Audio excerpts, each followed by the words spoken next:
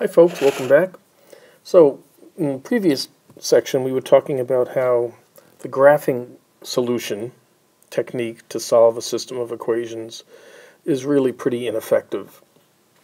We'll look at two types of techniques that will guarantee you to get an exact solution. And the first one that we look at is what's called the substitution method. So we'll begin by looking at how we can use this method to solve a system of equations. Alright, so here is a system of equations, and we're going to use the substitution method. And what that asks us to do is this.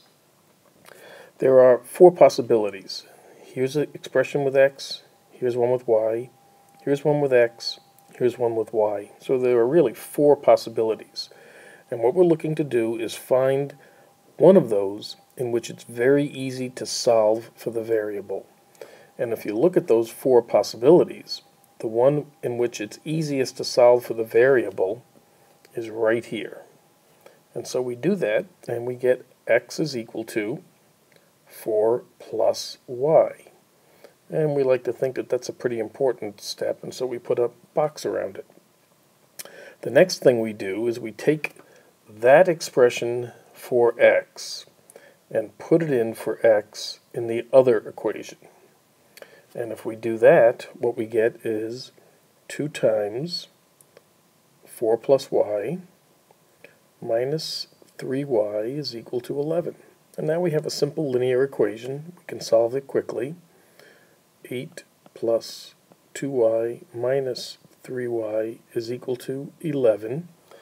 I'll let you fill in some steps there, but if you do it carefully, you'll find that y is equal to minus 3. So that's a big deal. That's the y value of the solution.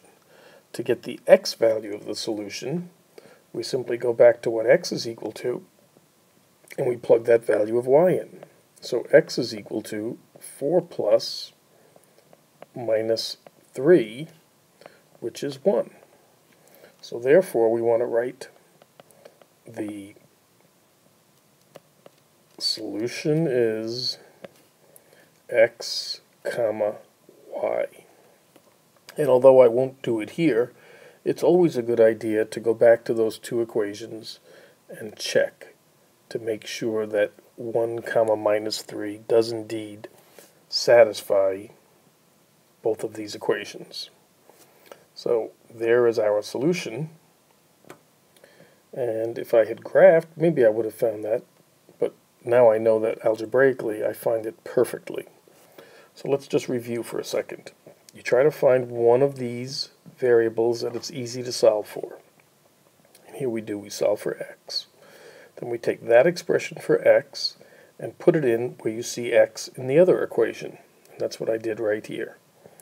You get an equation now that's just in one variable. You solve it. And in this case, I got y is equal to minus 3. And then I take that expression for minus 3, put it in back where y is in terms of x, and I find out what x is. And so there you go.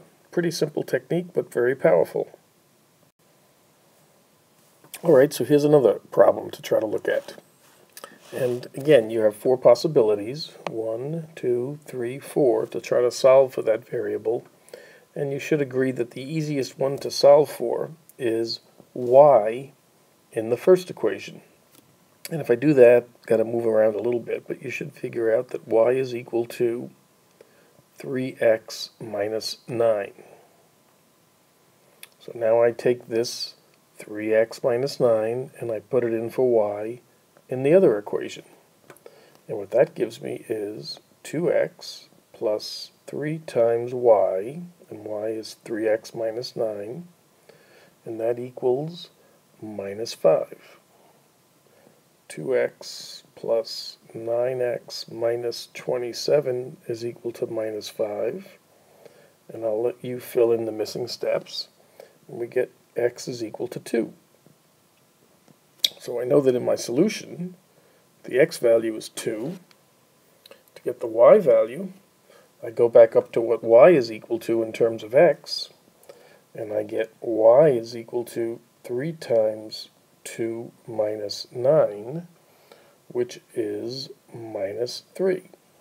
And that's what goes here. And that is my solution. All right, make sense?